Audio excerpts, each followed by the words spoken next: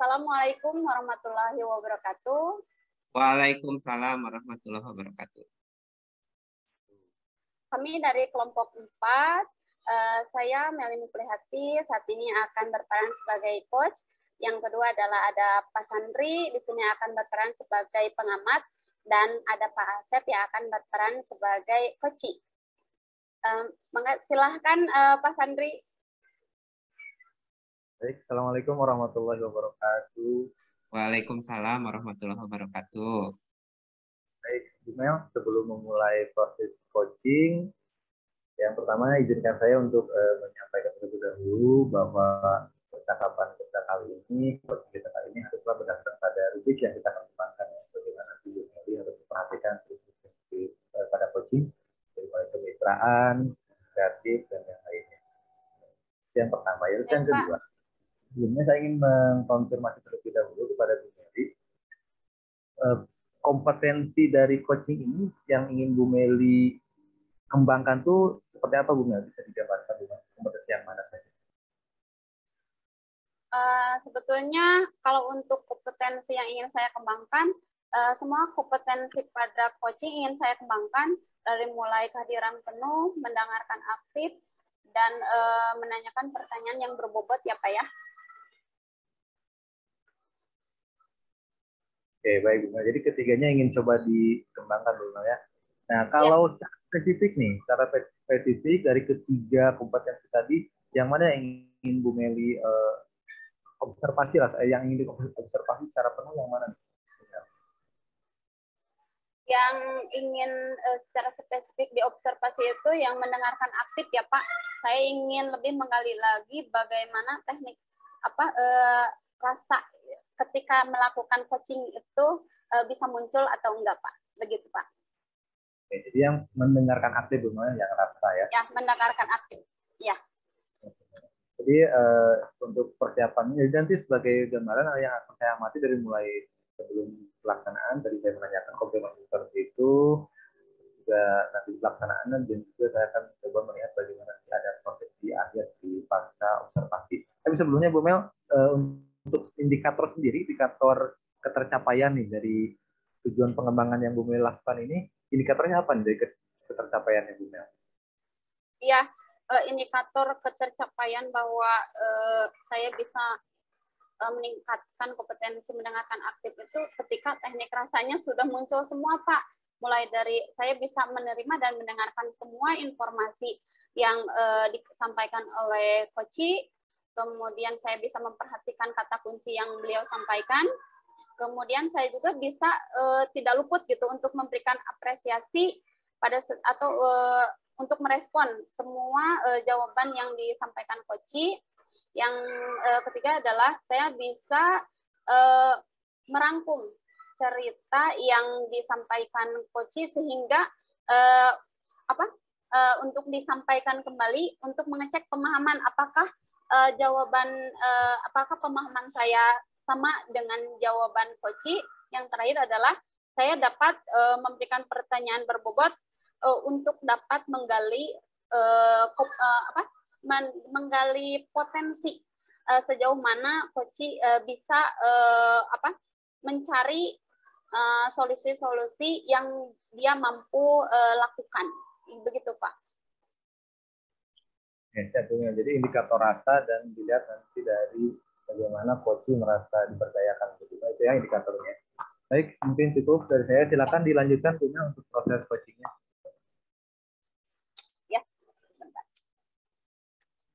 Assalamualaikum warahmatullahi wabarakatuh, Pak Asep. Waalaikumsalam. Alhamdulillah Bu Mel. Alhamdulillah Bu Mel, gimana sehat Bu Mel? Luar biasa Pak Asep. Walaupun sempat sakit selama seminggu, ketika dihadapkan dengan tugas, ngadak-ngadak jadi sehat kembali. Wah, alhamdulillah semangatnya luar biasa Bu Mel. Mudah-mudahan sehat selalu ya Bu Mel. Amin, amin, amin. Nah, terima kasih ya Pak Asep sudah dapat meluangkan waktu untuk kegiatan coaching kita hari ini.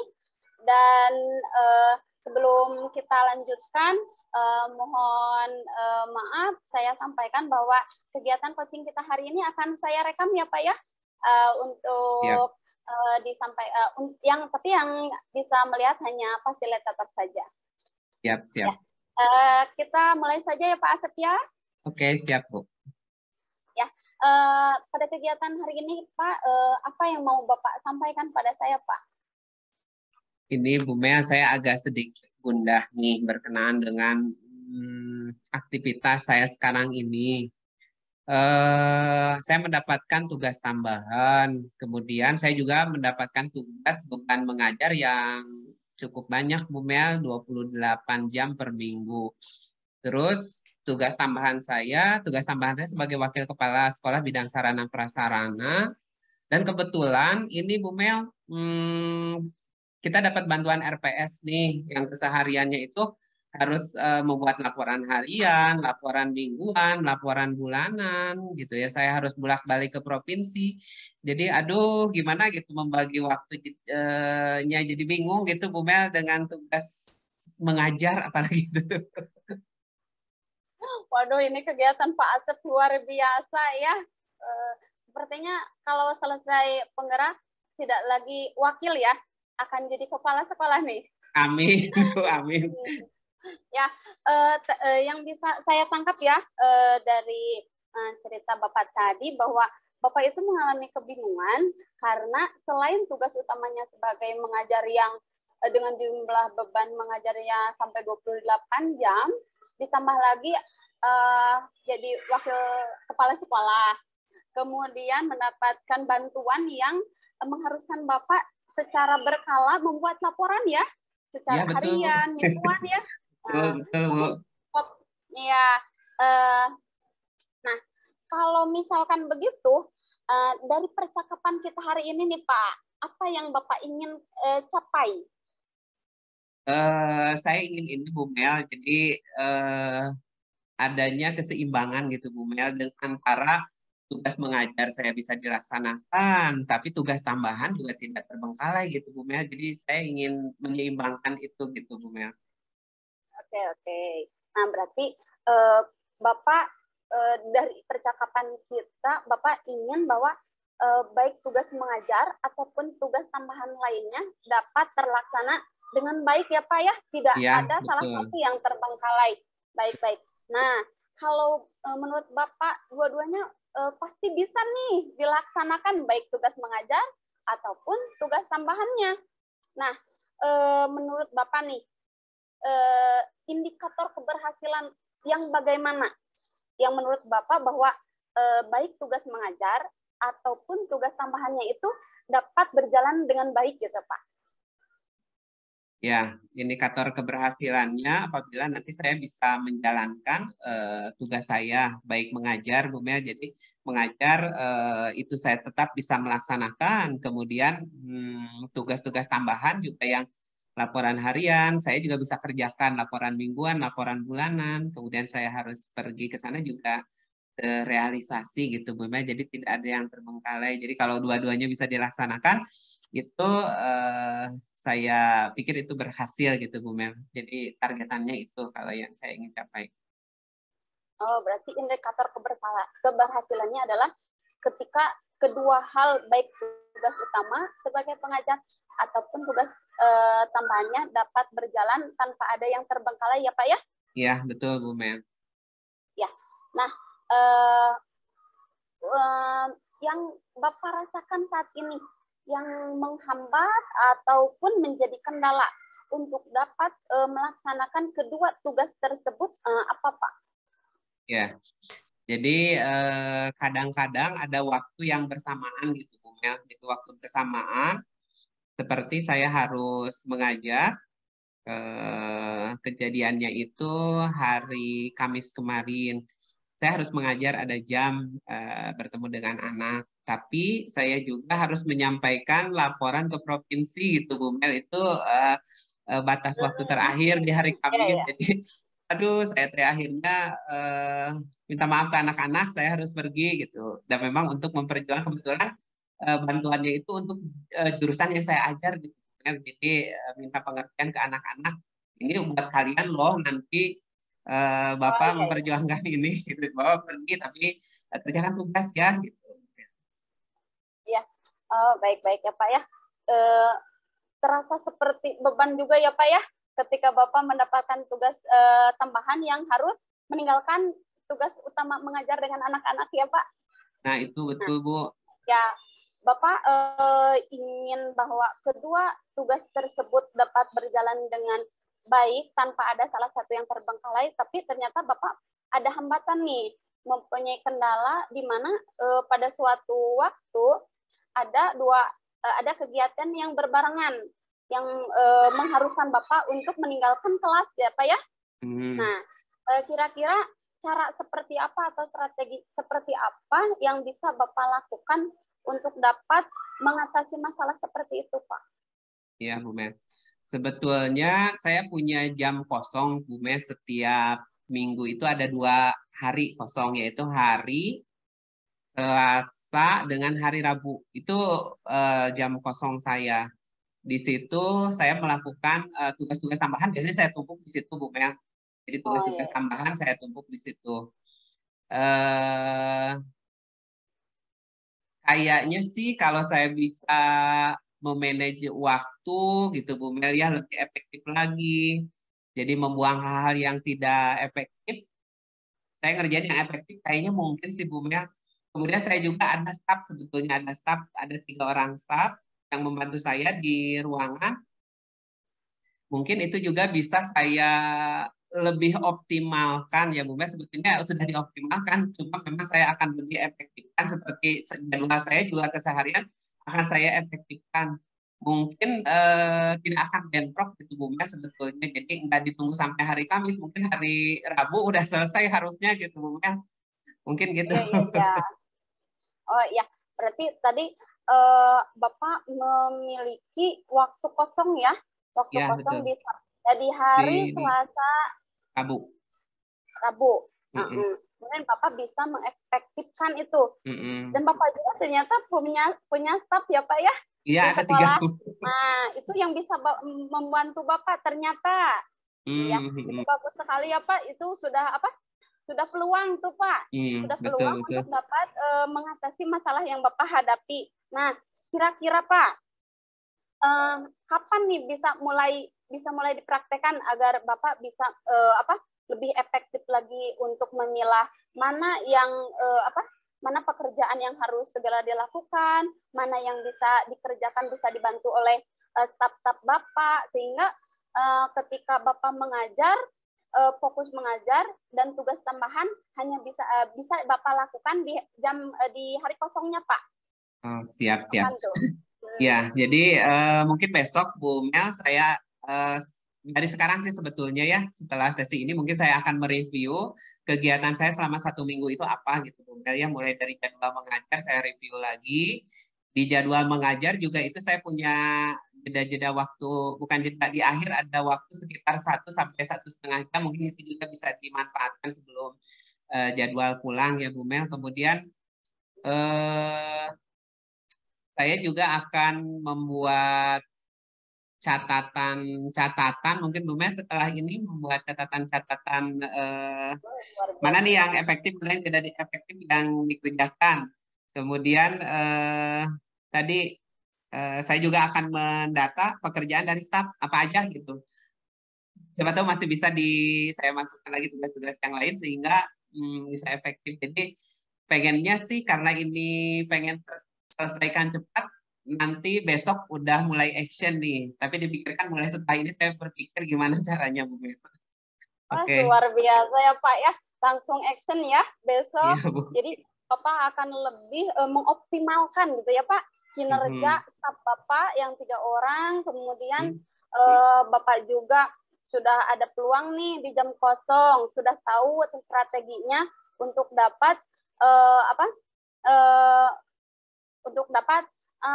memberikan pembelajaran tetap ke anak di kelas, tetapi tugas tambahan lainnya tidak terbengkalai, karena menurut Bapak tugas tambahan juga sangat penting ya Pak ya untuk dikerjakan. Nah, kira-kira selain 3 staf itu Pak, yang bisa membantu Bapak di sekolah, ada lagi yang lain nggak selain 3 staf yang tadi Bapak sebutkan? Kalau secara terstruktur memang mereka aja Bu. Jadi yang ada di bawah garis komando saya itu. Cuma saya juga bisa berkoordinasi dengan kayak misalkan saya harus pergi ke sana tanpa harus saya yang pergi, misalkan hanya mengantarkan laporan, berkas laporan itu ada Caraka gitu Bu. Saya juga bisa memanfaatkan mereka untuk hanya untuk mengantarkan laporan yang tanpa memerlukan koordinasi gitu. Tapi kalau secara apa yang 3 itu yang akan saya optimalkan, tapi yang kecil-kecil juga itu nanti saya optimalkan juga Bu. Oh, baik, baik, baik. Berarti selain dari 3 staf yang Bapak miliki, Bapak juga bisa meminta bantuan pada Caraka ya, Pak ya? Ya, betul, betul, Bu. Iya, luar biasa sekali. Ini konsepnya sudah tersusun, Bapak sudah memiliki strategi untuk mengatasi masalah Bapak sendiri ya, Pak ya? Luar biasa strateginya. Nah, kira-kira Pak, dari percakapan kita hari ini, apa yang Bapak dapatkan, Pak? Oke, saya merasa tercerahkan, Bu. Kemudian saya dapat ide-ide kreatif gitu. Saya kok terpikir juga, oh seperti ini ternyata solusinya. Jadi dengan coaching ini, alhamdulillah saya mendapatkan ide, kemudian mendapatkan cara untuk menyelesaikan permasalahan saya gitu, Bu. Tanpa harus sulit-sulit gitu ya. Ya, berarti Bapak sudah dapat mengidentifikasi masalah Bapak ya, Pak ya? Bu, Kemudian jadi ya caranya, kemudian siapa yang bisa Bapak membantu Bapak ya, Pak ya? Oke. Nah, karena Bapak tadi sudah menyebutkan bahwa Bapak akan mulai action nih besok.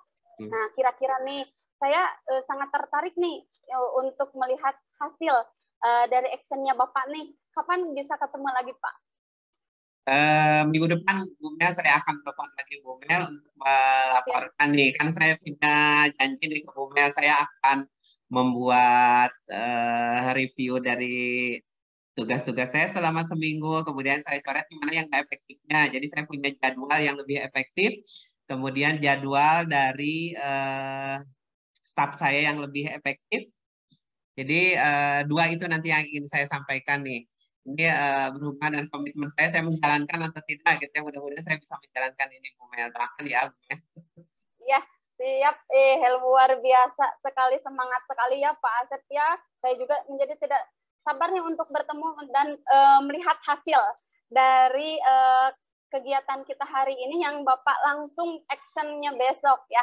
Terima kasih Pak Asep sudah meluangkan waktu kita untuk coaching hari ini. Mudah-mudahan apa yang Pak Asep rencanakan untuk dapat mengatasi masalah Pak Asep sehingga tugas utamanya sebagai pengajar dapat terlaksana dengan baik, tetapi tugas tambahannya tidak terbengkalai dan bisa mengefektifkan lagi 3 staf yang Bapak miliki ya Pak ya?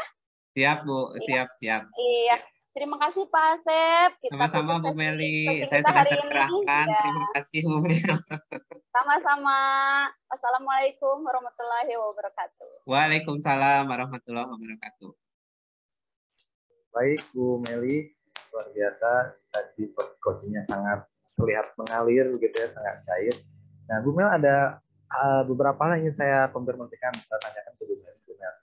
Yang pertama, nah menurut Bu Meli selama tadi berlangsungnya proses coaching, kalau kita tinjau lagi bagaimana tujuan awal percakapan tadi kan, Bu Mel ingin mengembangkan kemampuan bagaimana mendengarkan Bu Mel ya, mendengarkan indikator rasa itu. Nah, kalau Bu Mel melihat sendiri, menilai diri Bu Mel sendiri, apa yang sudah Bu Mel lakukan sendiri ketika tadi coaching maksudnya, apakah sudah hal-hal tersebut sudah terpenuhi? Seperti apa Bu Mel?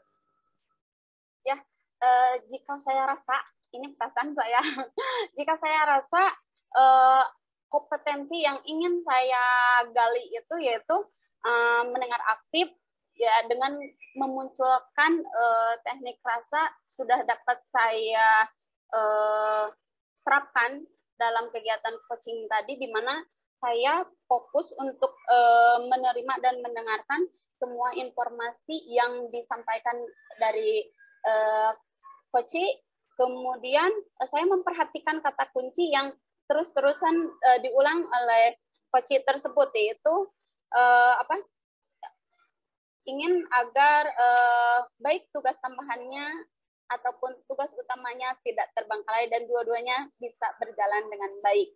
Nah, kemudian saya juga memberikan apresiasi sebagai respon saya terhadap jawaban-jawaban dari coach, yaitu bisa saya tadi menyebutkan oke, baik, luar biasa gitu ya Pak ya.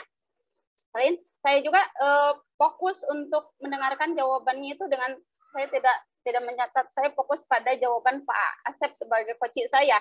Nah, selanjutnya adalah setiap selesai Pak Asep menjawab, karena saya fokuskan pada jawaban Pak Asep, maka saya bisa membuat summary atau saya ringkas lagi jawaban Pak Asep yang sangat luar biasa panjang, sehingga untuk memastikan bahwa pemahaman saya dengan jawaban Pak Asep itu sama.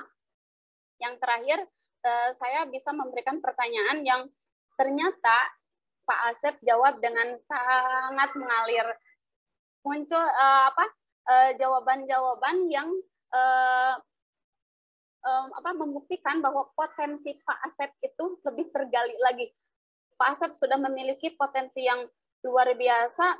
Dengan pertanyaan yang saya ajukan, beliau bisa memberikan jawaban dengan sehingga informasi yang saya dapat itu sangat dan cukup jelas. Begitu Pak Sandri. Baik, Bu Mel, luar biasa ya. Jadi kalau yang saya amati sendiri, memang Bu Mel sudah sangat sesuai dengan apa yang tadi Bu Mel sampaikan, bahwa indikator mendengarkan aktifnya itu sangat muncul. Betul tadi dari mulai receive, bagaimana tadi Bu Mel terlihat mendengarkan semua informasi yang perlu disampaikan oleh coach Pak Asep, sangat terlihat di situ. Terus yang kedua juga bagaimana Bu Meli memberikan apresiasi yang baik, respon itu saja ada bagus, luar biasa, itu kan berupa bentuk respon, dan juga anggupan terlihat ketika proses coaching gitu, sangat terlihat. Untuk yang tahap selanjutnya summarize atau merangkum juga memang terlihat bagaimana tadi cerita yang disampaikan oleh coach diringkas lagi oleh Bu Meli dan disampaikan lagi dengan sangat jelas ya, dan itu sangat terlihat di proses coaching tadi. Ini sudah muncul, sudah cukup bagus, dan itu dengan bertanya, pertanyaan yang disampaikan itu berusaha menggali coach, dan itu berdasarkan hasil mendengarkan apa yang sudah disampaikan oleh coach. Jadi saya pikir untuk yang saya lihat untuk yang kompetensi rasa ini, indikator rasa ini sudah sangat terlihat. Jadi Bu Mel sudah cukup baik dalam mendengarkan aktif, Bu Mel. Kayak gitu ya. Jadi untuk indikator rasanya sudah sangat terlihat. Nah, Bu Mel, kalau berdasar apa yang tadi sudah refleksikan oleh Bu Meli, bagaimana tadi coaching sudah berjalan dengan baik, Bu Meli ingin mengembangkan kompetensi apa lagi Bu Mel? Yang ingin dikembangkan oleh Bu Meli? Yang ingin saya kembangkan kompetensi menanyakan pertanyaan yang berbobot gitu ya Pak. Karena menurut saya itu masih cukup sulit untuk membuat sebuah pertanyaan yang berbobot sehingga pertanyaannya ringkas, coach bisa tangkap dengan jelas dan bisa membuka potensi yang coach miliki sendiri, sehingga dengan hanya satu pertanyaan, ide ataupun gagasan-gagasan luar biasa bisa mengalir dari jawaban coach gitu Pak. Jadi nanti akan coba lagi mengembangkan bagaimana pertanyaan yang berbobot gitu ya. Bagaimana nanti bisa dari lagi. Oke, baik Bu Meli, Pak Asep, untuk sesi coaching kita kali ini cukup. Selanjutnya nanti kita ke sesi berikutnya mungkin ya.